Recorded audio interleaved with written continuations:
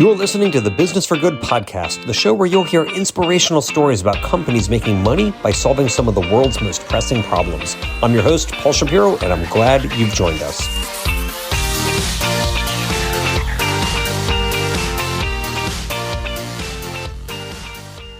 Welcome, friend, to episode 164 of the Business for Good podcast. I've gotten some nice feedback from listeners about the updated website for the show. If you've not yet checked it out, I encourage you to head on over to businessforgoodpodcast.com and see the new look. You'll find all back episodes, a list of the most popular episodes, lists of all the guests, and more. And of course, I'd love to hear your feedback. I read and reply to all the messages that come in via the website, so let me know what you think, whether positive or critical. In fact, I especially love hearing constructive criticism, so if you've got it, know that I am all ears. Funny story for you on that. I actually love critical feedback about myself so much that I recently was inspired by my friend Milena Esherick to ask ChatGPT to give me its harshest criticism it could come up with for me. Now, I've had a lot of conversations with ChatGPT, so it knows me pretty well, but wow, was I surprised. Its critique was not only insightful, but was declared accurate both by my wife and by my business partner.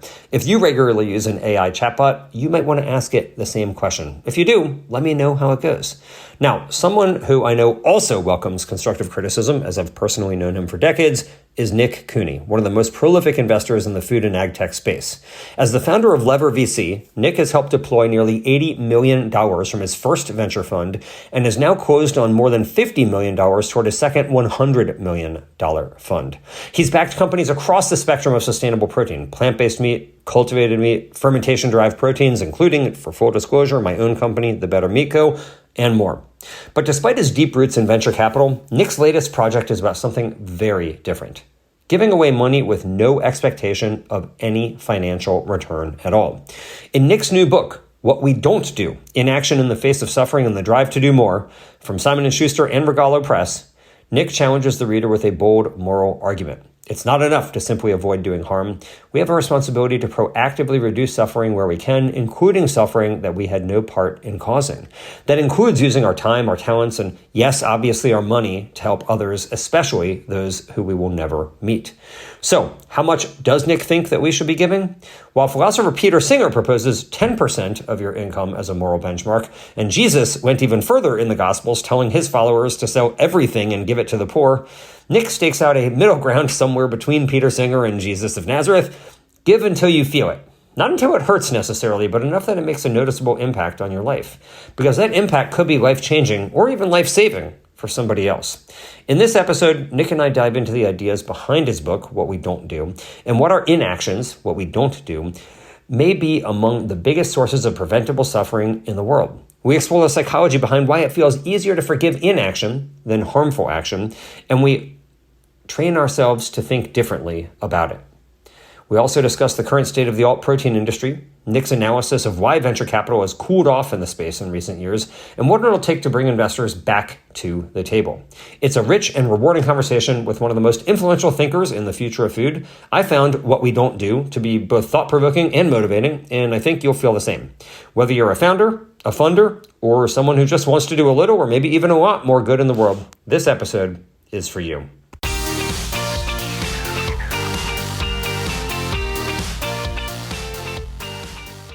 Nick, what a pleasure to welcome you to the Business for Good podcast. Thanks so much, Paul. Pleasure to be on.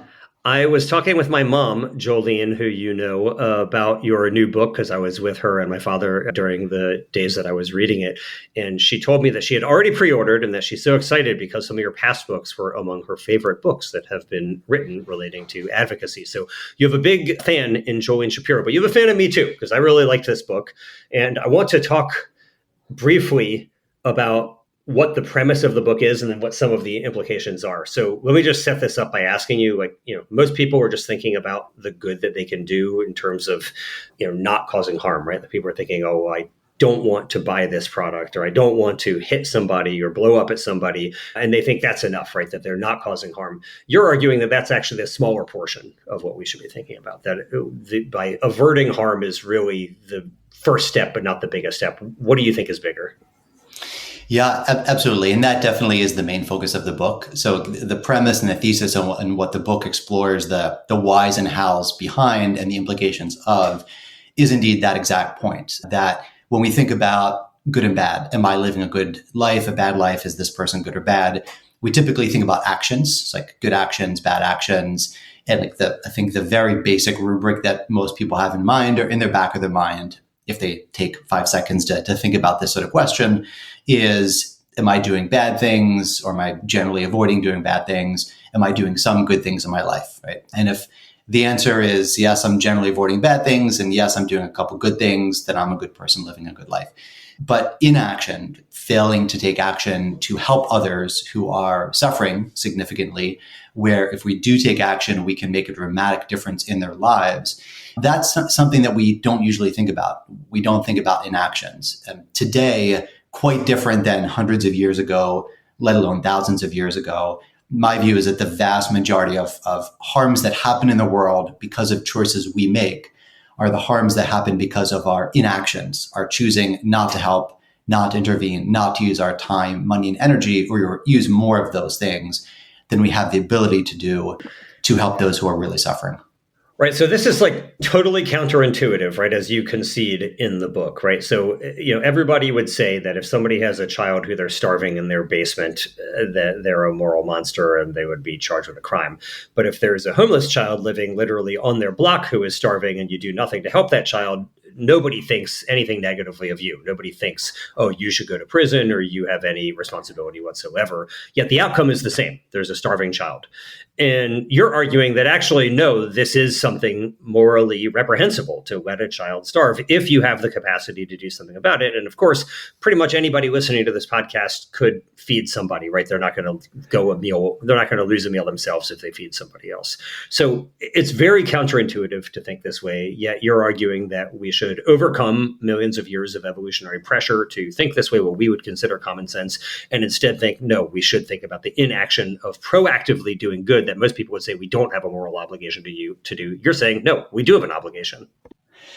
Yeah, the example you gave is a great one, and that I use in the book. Exactly as you said, if we had a child at home that we did not give food to and that child was starving to death, we would go to jail, we would be vilified.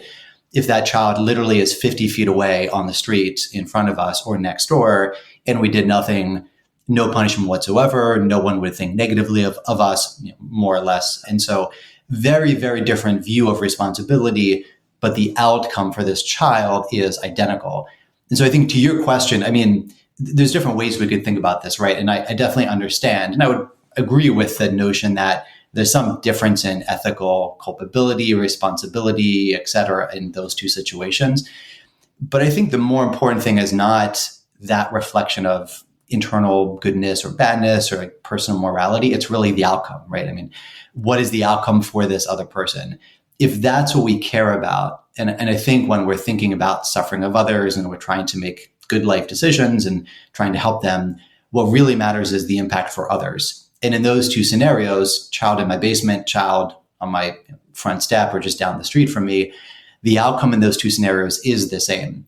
And so I think if we think about that and we keep in mind exactly as you were noting, that physically, almost none of us are going to walk out the door and see that. But we know that if we go to countless other countries around the world, places around the world, we would see literally, not metaphorically, but literally exactly that. That's there. And we have the ability to help at least a few of those children. Like that is the existential reality of the world that we live in. And so the book is looking not so much at how should we think about ourselves and whether we're good or bad, but rather, given this is the reality of the world that we live in, it is the reality that when we choose to spend time and money and energy in one direction, we're choosing not to spend it in another.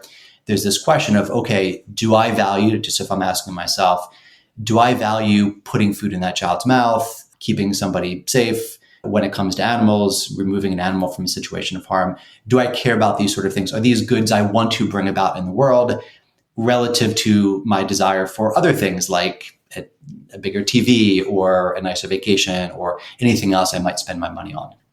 Right. So, you're saying this, and I think many people, including myself, would be able to say this seems logical, yet it is still very, very counterintuitive. And one of the more interesting parts of the book I found is that you might think that this is a utilitarian or a secular argument that you're making, but you actually have a lot of references, not just to utilitarianism and Kierkegaard, but you quote Jesus, and you look at the Islamic mandate for charity and so on, which is a positive mandate, not just a negative mandate, not just a thou shalt not, but in Islam, one of the 5 pillars is that you must donate to charity.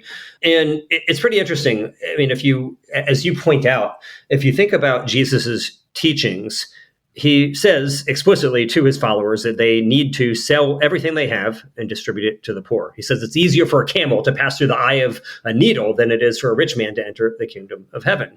Yet most of the time today, if we saw somebody actually trying to follow Jesus's teachings, if you knew somebody who said, I'm going to sell everything and give it to the poor because I want to follow Jesus, at a minimum, we might think that person is naively eccentric, and probably we would view them with some type of derision and think that they were a crazy person. Why? Why is it that something that's so explicit that Jesus says, do you think that, obviously Christianity is the most popular religion in the world, and yet not even a fraction of 1% of Christians would follow this? So why can't we seem to say inaction is also a serious moral harm as opposed to just refraining from bad action? Yeah, it's a great question, because indeed, if you think about the global wealthy, right, those that are even lower middle class to middle class or upper class by US standards or European standards, that's say 10% of the global population that's wealthiest. The majority of them are Christian. And as you know, in Christianity, if you believe and follow Christianity as a religion, there is literally this explicit directive from the Lord and Savior Jesus to do exactly as you noted. Give to the poor, tend to the sick, comfort the imprisoned, et cetera, et cetera. And sorry to interrupt you. It's not just give to the poor; it's give everything to the poor. Yeah. Like Jesus is not mincing words. He's not saying, it's not like the Islamic pillar, which says you must give to charity, and then you might want to give 5 or 10%. He's saying give everything to the poor. And yet, I mean, it's hard for me. Maybe I could count the people on one hand who I know who would be willing to do that. Yes, indeed. So like to have that a world where you have Christianity being the dominant religion of the global wealthy, where there's such explicit directive to give all you have and to do all these things to help others, this proactive requirement to help others. And literally, Jesus literally saying, according to the Bible, you will not get into heaven if you don't do this, or it's going to be nearly impossible to get into heaven if you don't do these things. Yet also living in a world where, as you noted, virtually no one does this, Christian or otherwise. Why would that be the case?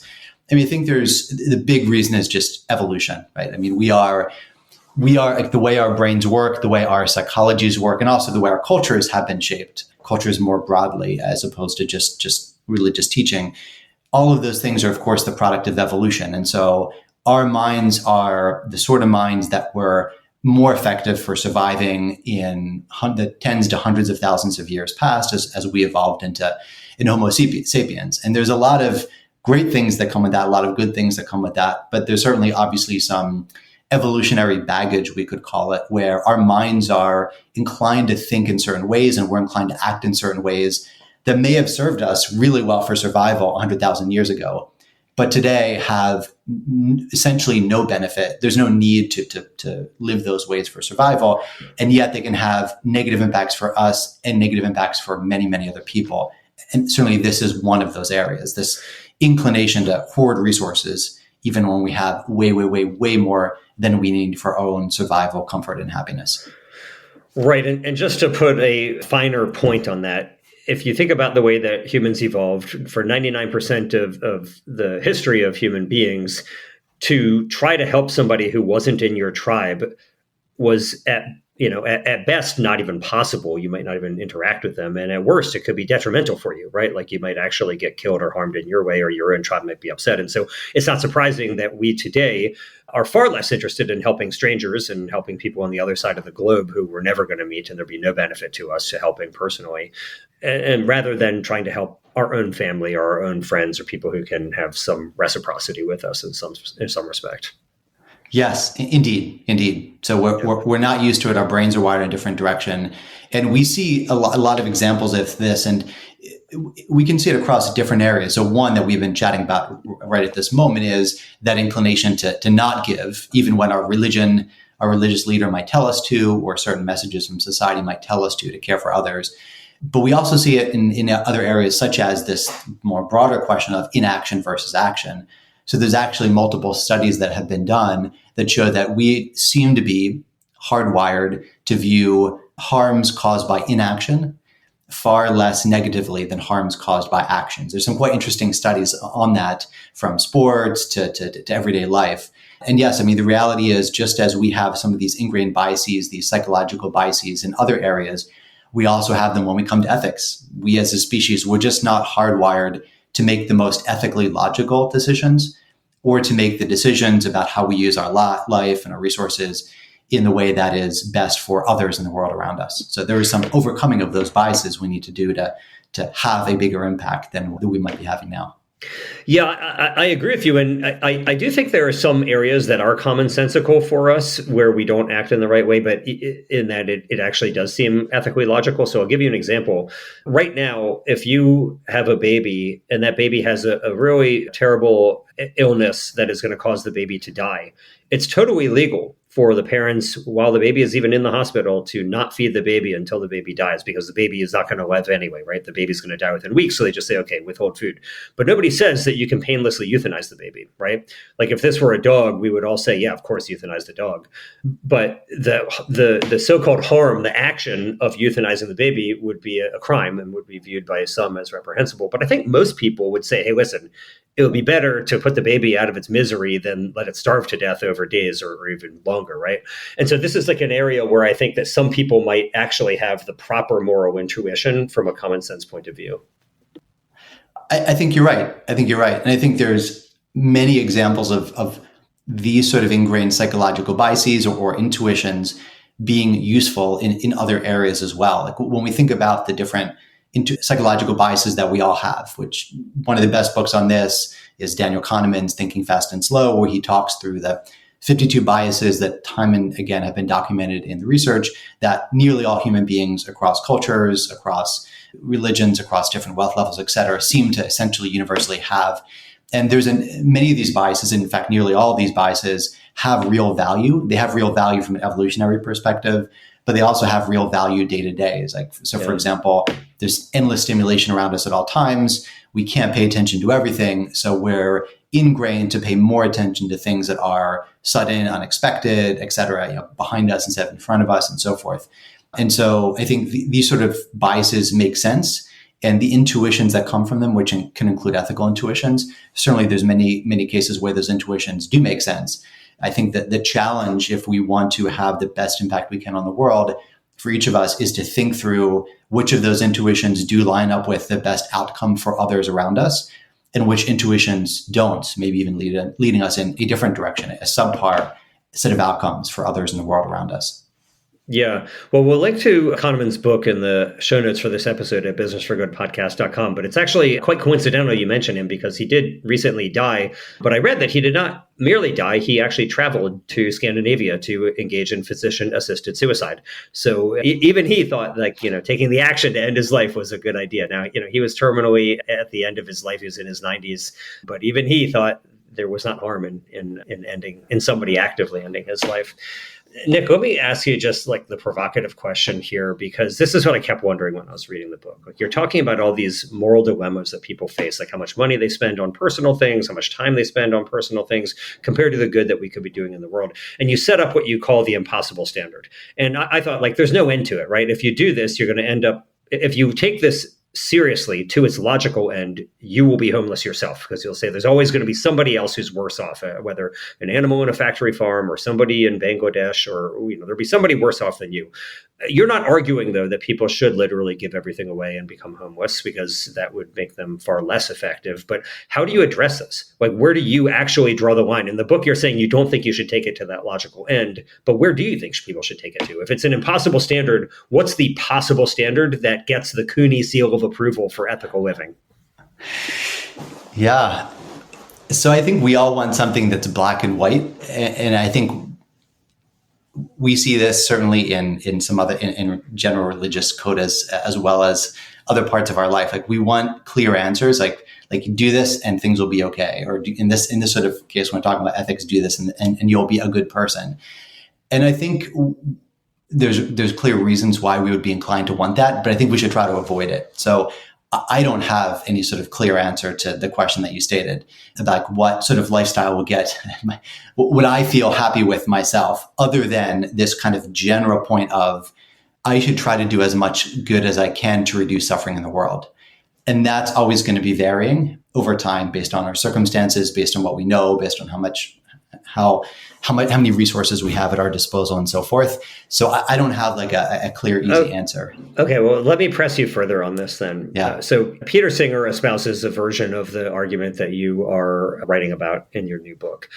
And people have asked him this, like, well, what is the right amount? And he thinks that for people who are living, relatively affluently, which means middle to upper class in the United States, let's say, he says, look, try to give away 10% of your wealth annually, right?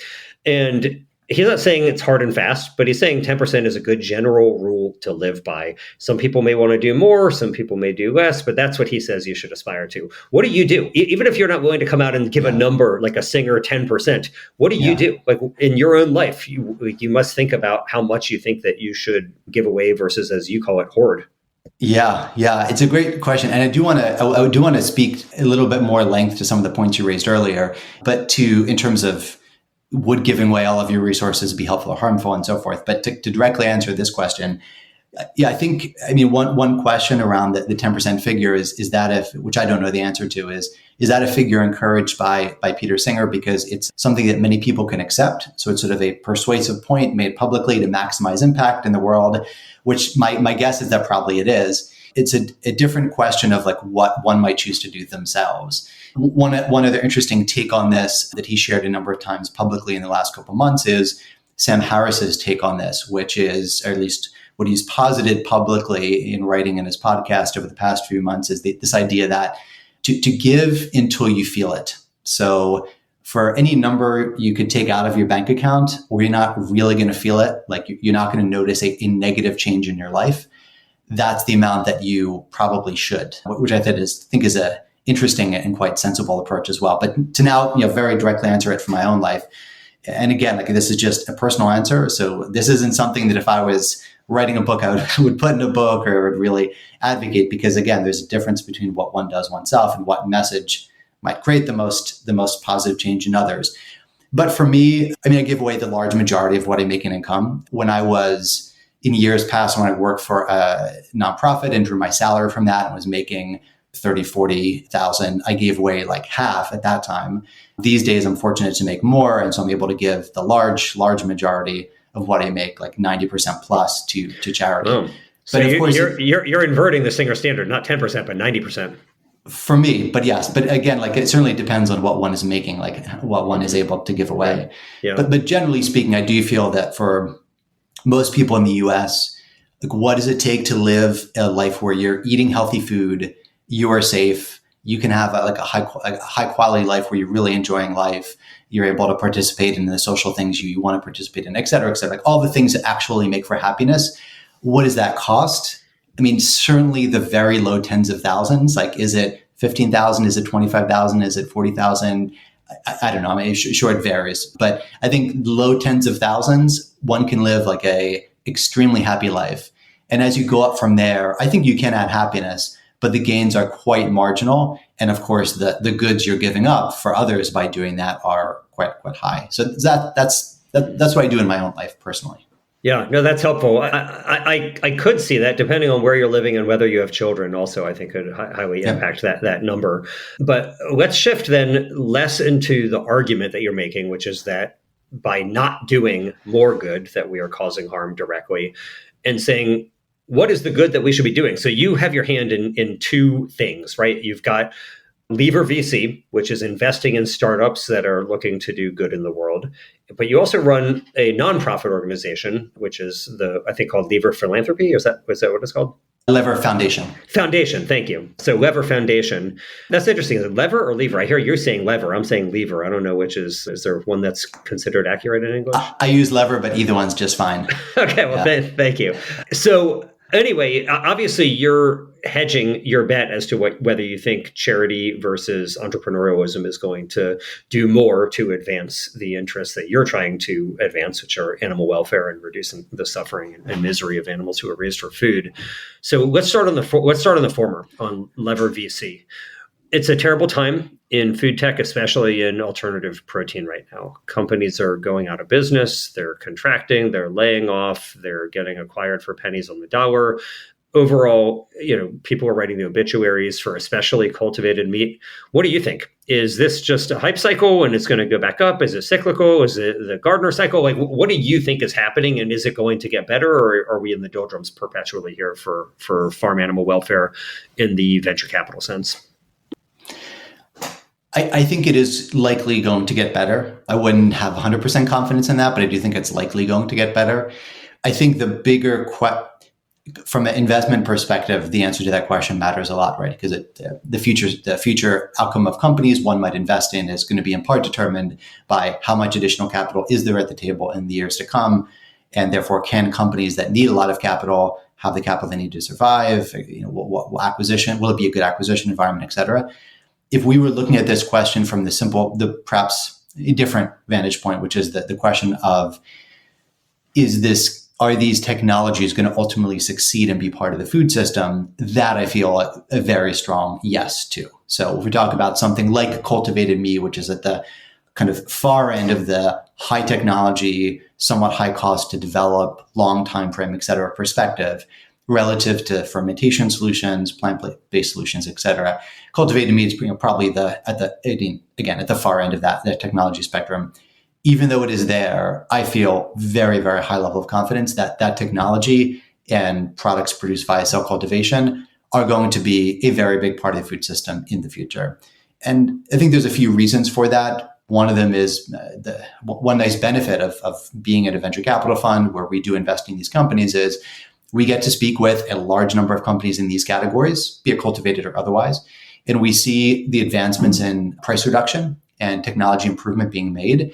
And some of them are really, really phenomenal. And most people do not know it. I mean, you don't see it in the media. You don't see it in general public spheres. But there's a number of companies that have made really phenomenal advancements in bringing the cost down of these technologies. And again, I'm using cultivated meat as kind of the highest tech example, but of course the same can be said in fermentation, as you know very well, in plant-based and other areas. So I do feel like this current winter of funding is in part cyclical, not 100%, but I think it's in part cyclical.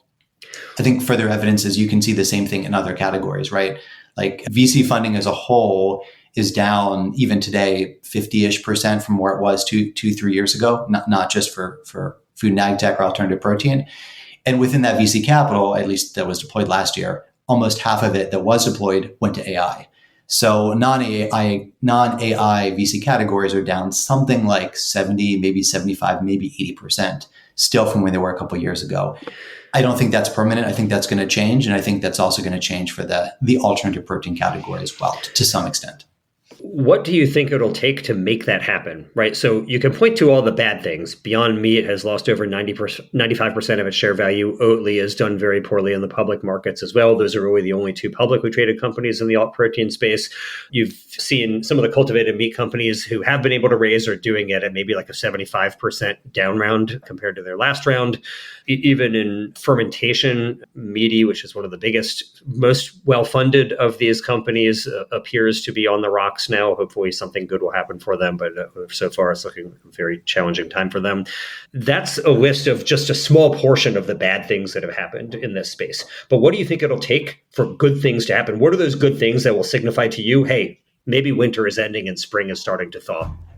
Yeah. So I think the biggest thing of all is the non-sector specific macroeconomic dynamics. So when the general investment environment in VC and private equity as a whole moves further back to growth mode. I mean, it's a little bit in growth mode now from where it was a year and a half ago, but as it moves further back to where it was a couple of years ago, I think that's going to be the biggest thing that moves it. And then you get into all the broader economic factors that would be needed to bring that about.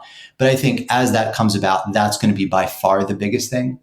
But in terms of more sector specific things, specific to the alternative protein category and similar food and ag technologies that improve the world one way or another, I think successful exits will be part of it. And there's definitely companies in this broad set of categories that are en route to a very successful exit, that are doing great from a profitability perspective, revenue growth perspective, et cetera. Some of the ones that are in that great growth path are not public names. They're not in the media the way that a Beyond Meat or Impossible Foods or Oatly was in the past, but they're going to be very good exits. And I think as we get a couple of those in the next couple of years, that will help. Right. Secondly, I think as there are more products on the high-tech end of the spectrum that enter the market more robustly, I think that will help. And then lastly, I would say that if there are, to the extent and when there are, either regulatory pressures or other external pressures that increase the need for solutions that improve sustainability, I think to the extent those things build up in certain countries and certain regions, that will contribute as well. The last, what I would consider successful exits in alternative protein were Field Roast and Light Life, like both acquired by Maple Leaf, which feels to me like maybe 7 or 8 years ago. Aside from obviously Beyond and Oatly were successful IPOs at first, but they haven't done well in the public market since then. There are other exits that they prevented the companies from going out of business, but their investors did not do that well. Are there others that I'm missing? Are there some exits that I think where investors did really well that I'm not thinking about right now? I think there's a good number, and I think some of them are probably from categories that you might not have in mind in thinking about this. Like one that is in a category that I would probably point to would be VioLife. I think that's one that it's done very well. I mean, this last year has been more challenging for the plant-based cheese sector, but in general, that company has grown sales very nicely since acquisition. So I think that would be one. You mentioned Daiya also had a pretty successful exit bought by a Japanese pharmaceutical company. Indeed. Right. I think if we think more broadly about these categories, that's when we see a lot more. So we think about things like plant-based protein powders or bars, a lot of exits in those categories. And those are categories where, to the extent they're displacing whey-based protein powders and bars, which is the main incumbent in those categories, it does have meaningful environmental value and some value for animal welfare. And from this financial returns perspective, has done very well for a number of investors in those categories. So I think those would be some examples. If we look further afield into other things in sustainable food and ag technology, then the pool of those things broadens, right? There's other technologies on the agriculture side, there's other ingredients, or companies producing novel ingredients that have also had successful exits. So yeah, I think it really depends on how we're defining that pool of types of companies we're looking at. Okay. Interesting. All right. The other half of where you think that people should be spending their money, right? It's not just in venture capital to create companies that will hopefully displace bad practices, like in your case of what you were just saying, protein powders that aren't animal based, but it's also philanthropy to charities. So what do you think is the most impactful thing that charities are doing right now, whether it's the Lever Foundation or any others that are happening right now that you would say, yeah, that's a good use of money? Yes. I mean, I have always remained of the belief and am of the belief today that very well carried out philanthropic efforts are one of probably the best, and if not, certainly along with technology innovation, one of the two things that most moves the needle, moving things forward. And so in terms of what that is, of course, what one is going to find exciting depends on what one values. For me, as you yourself know, I care a lot about suffering in general, including animal suffering as part of that. And there is so much animal suffering in the world, and it's so intense that for me, I focus most of my philanthropic giving and efforts in those areas. And certainly for the Lever Foundation, where I sit as a board director, it is focused on advancing progress for farm animals. So within that general world of not just doing good, but doing good in the food system, and more specifically, doing good in ways that reduce the suffering of animals, just given, again, that's my focus and what I pay attention to. I do think there's a number of things going on there that are really valuable and can help huge numbers of animals, reduce huge amounts of animal suffering for very relatively low cost. I think improved corporate policies is certainly one of those. And with Lever Foundation, that's the large majority of where the foundation's focus and time and energy and use of resources is spent. I also think that working on these sort of issues, things that reduce animal suffering in Asia particularly, is incredibly important. And so Lever Foundation was set up to focus on farm animal welfare issues and farm animal protection and plant-based foods issues in Asia, because it is where two out of every three farm animals alive today lives in East Asia, and one out of every two lives in the Greater China region. So it's just an incredibly important part of the world. So I do think effective work in these areas where there's a huge number of animals, where it's relatively neglected, I think in those circumstances, smart interventions, especially on shifting corporate policy, can and demonstrably have spared tens, hundreds of millions of animals from every very intense everyday suffering for a relatively modest cost. And so for me personally, I do find that as one of the most interesting and exciting areas in terms of suffering reduced out, dollars in on the front end, suffering reduced out on the back end. So let's say there's somebody listening to you right now, and he or she is, let's say, bringing home a pretty high amount of income, let's say $500,000 a year post-tax. And so she or he is thinking, I'm not going to do the Cooney vast majority of what I make, but they want to do the Singer 10%. So they're going to give away $50,000 a year. Should this person invest in technology and innovation, either maybe, becoming an LP in a VC that invests in these companies, or donate to a charity that you think, presuming that they both are effective, the VC and the charity are both effective, what do you think is preferable? It sounds to me like you're thinking that charities are doing more good than the technological innovations are. In this scenario, like if we take I think the specifics matter, but if we take like this set of specifics you presented, I would donate the money, yes. But again, so much on both sides of the ledger matter on to who and for what, right? So you could throw your money away in both those areas. You could do fantastic. You could do a lot of good in both areas, but on average, donate. Right. You're going to say Lever VC or Lever Foundation, right? So to you, they're both effective. So now raise it by tenfold. And so, instead of 50,000, now they're looking to do 500,000. Does that alter your calculation? No. And 5 million, does it alter it? So more money allows for in theory allows for more sophistication of what one is doing, right? So I think that there certainly could be uses of 5 million or part of that 5 million where if you have that amount of resources, it gives you if you choose to take it, sort of the time bandwidth to bring in specialists that can work with you in these sort of decisions to do certain things that others cannot do. It's like with a $5 million, for example, you might be able to help bring new companies into existence that are really high value and otherwise would not exist, right? A 0 to 1, which still would be, you could put it on that investment side or the impact investment side if the money's ultimately going to startups, but is qualitatively different than just a check going into a fund that's, moves its total up or down slightly depending on whether you do or do not invest. So I think those sort of things are what would make the big difference. If you're talking about, again, very generally, 5 million invest in a fund, 5 million donate to charity.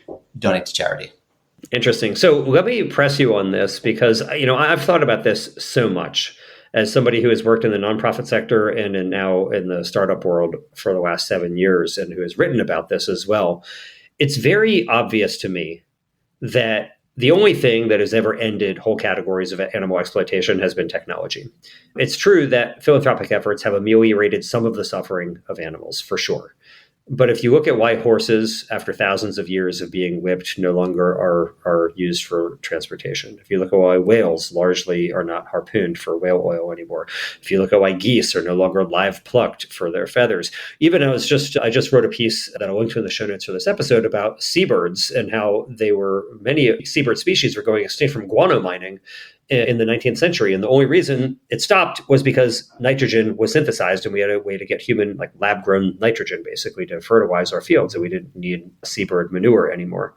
And, the list goes on and on. I'm only naming a few of them, but it was metal fountain pens with geese. It was kerosene with whale oil. It was cars with horses, synthetic nitrogen with seabirds. The list goes on and on and on. And yet I can't think of one area where humane campaigns have ended a whole category of animal exploitation. Now, maybe you'll say ending the category is not necessarily the most important thing. Reducing suffering is. And so that could be the rebuttal to this point. But it is very compelling to me to see what technology has done. Tell me why you think I'm wrong. Yeah, so I think that I would very much agree with the point you just imagined. I would say that, if we're looking at total displacement and removal of a category, probably that is going to come from either technology or some sort of regulatory step, and more often in technology. So I think you've kind of defined progress in a way that makes technology, you define progress in a way where that progress is often brought about by technology. I think if we ask this question more generally of what can reduce animal suffering in the world, indeed, I think it is a bit different. I think that, so there's plenty of examples on the animal side, right? You can look at the hundreds of millions of animals not living day to day in small cramped cages because of work done on the nonprofit side, for which there was no technology component that was an important enabling factor of that to come about. You could do the same in other areas. I think if we look at outside the animal protection world and look at advancements for reductions in human suffering, certainly many of those are technology driven. Others are not. They're learning and bringing good best practices to new areas and getting the money to do that. So I think there's a mixture of those things out there. The other thing I would say is that I think it really does, to my mind, so much come down to the specifics in the sense of even when it comes to creating new technologies, is putting a chunk of money into a fund the way that most advances those technologies? No. Can it? Yes. I mean, in the fund that's investing in these technologies, yes, it does. It does have a good impact. But there's huge gradations of how one could use, say, $5 million to advance technologies. And some uses of that to advance technologies have a real but modest benefit. Others could have a much bigger benefit. Just as, let's say, 5 million put into a charity could have modest impact at one charity, huge impact at another. And so I think for me, the question is not so much a question of nonprofit versus for-profit investment into new technologies if one wants to advance things. I do think that both of those can have a lot of value. The very specifics of what one is doing matter more than the choice of which bucket, if that makes sense. Yeah, I'm certainly aligned with you that both can do great things for reducing suffering in the world. I'm just thinking if somebody has a finite amount to part ways with, is it better to donate it to a charity or to, let's just say you got $5 million and you want to seed 10 companies with $500,000 investments to get them started. You got 10 shots on goal to create a company that could be the thing that renders, egg production or broiler production or whatever the case, obsolete one day, right? It could be the metal fountain pen to goose quill feathers.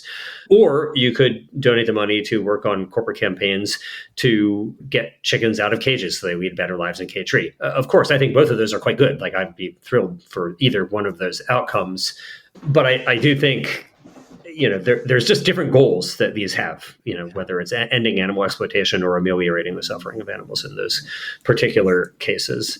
Okay, so I do want to ask you, Nick, you mentioned Daniel Kahneman. I said we're going to link to that in the show notes for this episode at businessforgoodpodcast.com. But are there other resources, in addition to your past books, which are also quite good and highly recommended, and I will include those in the show notes of this episode as well, but are there other resources that you would recommend that somebody read? Or any other resources that you think they should listen to, or anything else that you think is a good idea for people who are interested in taking seriously your argument that their inactions are where they should be focused, not just refraining from bad action? Yeah, there's certainly a couple classic books in that category by folks with much more reach and readership that by far than myself. So you mentioned Peter Singer earlier. His book, The Life You Can Save, would be a great example of that. Will McCaskill in his book, Doing Good Better, would be another good example of that. I think those would be two that if one wants to get just a more fulsome sense of, okay, if I do want to create more good, do more good with the money that I have, with the time that I have, if I want to think through that more fully, those are good books to read. I think those are probably the two most similar and well worth the read. Yeah. And are there other resources, podcasts, speeches, anything else that's been influential for you? For me, I've really, so it's in terms of what's influenced me, I would say there's not a specific podcast, blog, sort of books, et cetera, that really focus on this area.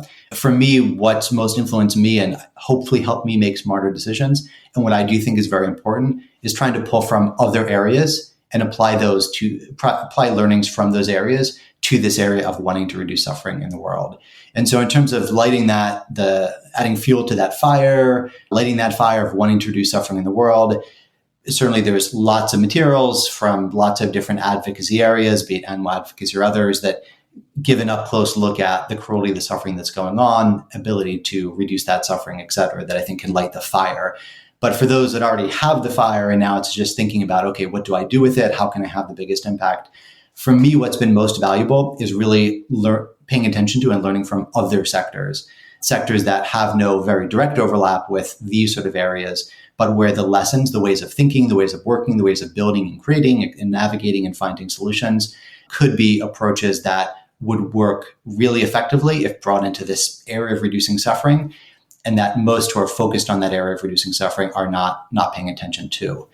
So yeah, for me, that's certainly where I've learned the most, pulling from other areas. Okay. And finally, then, you fund companies, you've seeded many companies. What are you looking for?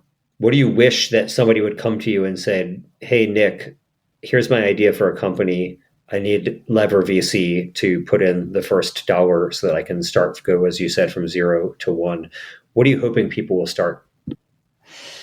Yeah. So in terms of areas where I would love for there to be more companies, because I think the technologies could have huge value for the world and could have real financial value, I think there'd be a couple of those. One of those would be on-farm technologies that significantly reduce the number of animals that are raised and killed for food, even when demand is what it is right now, right? So to whatever extent there's X demand for animal protein in the world, technologies in seafood production and chicken production, egg production, et cetera, that can still meet that same demand, since it's going to be met one way or another, but with far fewer animals in the supply chain and or with far less suffering of animals in the supply chain.